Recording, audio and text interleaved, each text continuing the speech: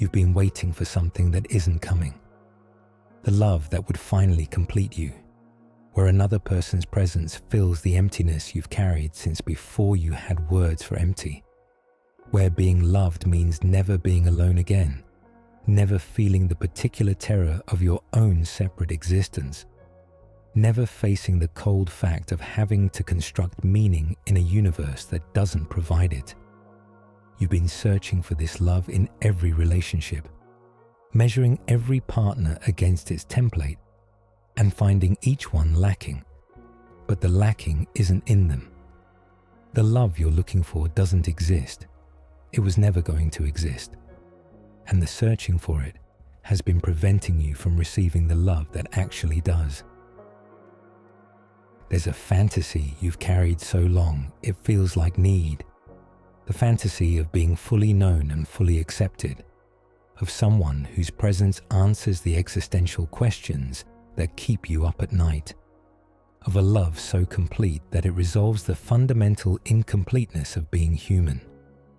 You've called this fantasy by different names: soulmate, the one, true love. But the content is always the same: a rescue, someone who will save you from the terrifying project of saving yourself.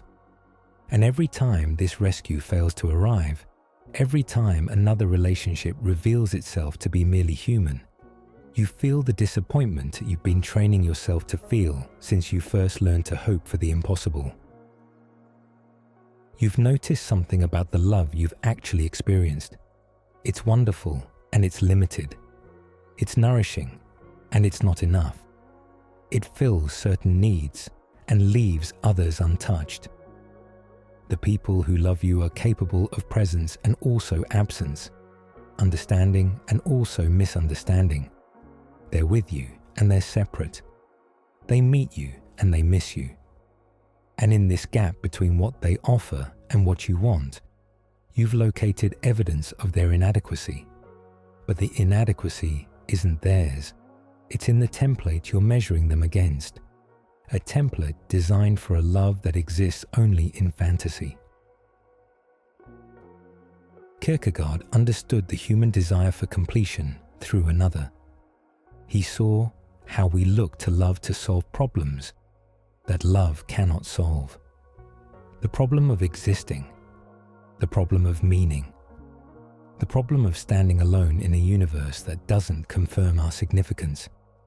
These are spiritual problems, he argued, and they require spiritual solutions. When we try to solve them through romantic love, we don't find the solutions. We just destroy the relationships that can't provide them. The love you're looking for is too big for another person to carry. No human being can be your answer to existence. No relationship can fill the void that opens when you face your own fundamental solitude. The demand you've been placing on love, that it rescue you from the human condition, is a demand that would crush any partner, any relationship, any merely human love. And you've been crushing them, one after another, demanding what they can't give, disappointed when they fail to provide the impossible, moving on to the next, certain that this time the rescue will finally arrive. Kierkegaard would say that the love you want doesn't exist because it shouldn't exist, because if it existed, it would prevent the very growth that your existence requires. The existential loneliness you're running from isn't a problem to be solved by another person. It's a condition to be faced, worked through, transformed. It's the furnace in which authentic selfhood is forged, and every time you try to escape it through another person, you interrupt the process. You remain dependent. You stay undeveloped. The self that would have emerged from facing the void stays unborn because you keep finding human shields to hide behind. This sounds cruel. It is cruel, in the same way that reality is cruel when it refuses to conform to our fantasies. But there's liberation hidden in the cruelty, because if the love you want doesn't exist, you can stop searching for it. You can release every past partner from the charge of failing to provide it. You can enter future relationships without the impossible expectation that will only guarantee disappointment. You can finally receive human love for what it is: limited, imperfect, beautiful in its limitation, rather than measuring it against a fantasy it was never meant to match. Consider what would change if you stopped waiting for rescue, if you accepted that the void was yours to face, if you stopped asking other people to fill emptiness that isn't theirs to fill. You might find that the relationships you thought were inadequate become adequate, now that they're no longer being asked to accomplish the impossible. You might find that human love, scaled to human size, is actually quite wonderful. Now that you've stopped comparing it to divine love, it could never equal.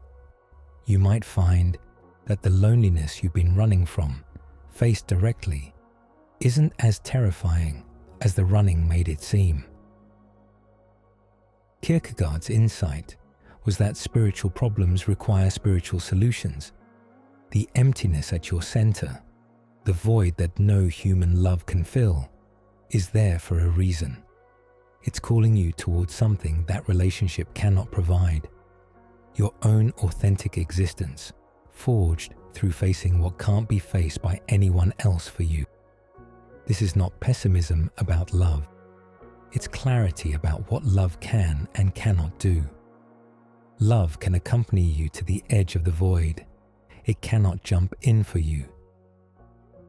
The love you want, the rescuing love, the completing love, the love that would make you finally okay, doesn't exist because you were never meant to be rescued.